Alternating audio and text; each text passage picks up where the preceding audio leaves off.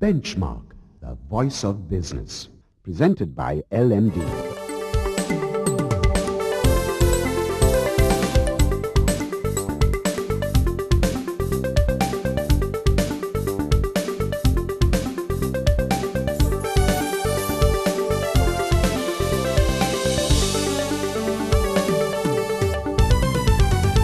On this, the first edition of Benchmark for 2012. In our first installment, we bring you a roundup of global economic news. Then, in our feature segment, we turn the spotlight on former UN Under-Secretary General for Disarmament Affairs, Jayant Dhanapala, for his take on the state of the nation. That's the lineup for Benchmark this week. It is a brand new year. It's 2012, and from the Benchmark team, we wish you all peace, prosperity, and happiness. I'm Savitri Rodrigo.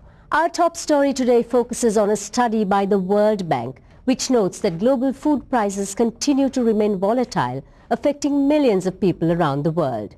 The release adds that these people face a hunger crisis and claims that the poorest countries are the worst hit. The report also reveals that volatility in domestic food prices are driven by country characteristics and conditions rather than by sudden changes to global food prices. Domestic prices are more volatile in low-income and landlocked countries as opposed to middle-income countries and countries with port access. According to the quarterly report Food Price Watch, the recent flooding in Thailand may add to high commodity prices in the short run, following estimated production losses of up to 24%. The Food Price Watch report warns that developing countries might have limited resources to protect vulnerable populations following the economic crisis and stimulus spending. In the meantime, the humanitarian crisis in East Africa continues, affecting over 13 million people in the region, particularly Somalia, where 4 million people are affected. The Horn of Africa is in the midst of one of the worst droughts in more than half a century, causing mounting malnutrition, food insecurity, and displacement of people. In September, the United Nations declared a famine in parts of southern Somalia, calling for a widespread international response to end the suffering. As reported by CNN, thousands of Somalis have been fleeing the country each week in search of food, water and shelter, many of them walking for days in the scorching sun towards refugee camps in Kenya and Ethiopia.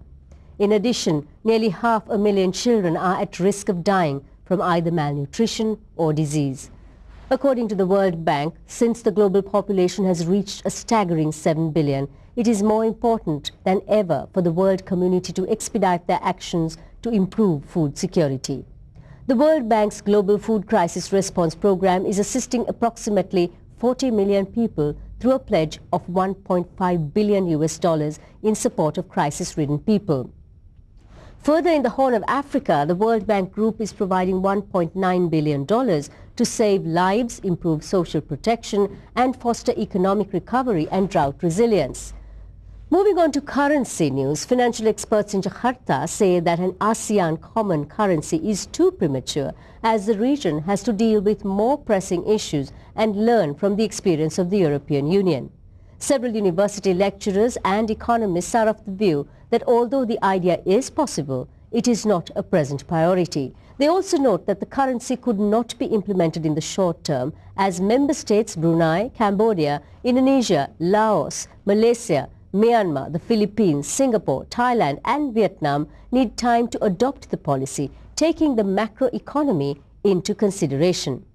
And finally, Royal Dutch Shell, which has operations in 90 countries, says that it sees India as an important growth partner and is working towards plans to increase investment in the subcontinent.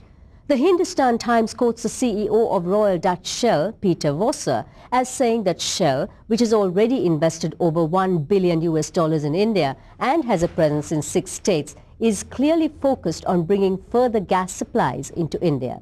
Since Shell is the only international company with a fuel marketing license in India, Voser says Shell was also open to increasing its presence in fuel retailing in India by bringing gas into the Indian market. We're going for a short break now. When we return, we have an exclusive interview with former senior diplomat and UN Under-Secretary General for Disarmament Affairs, Jayant Dhanapala.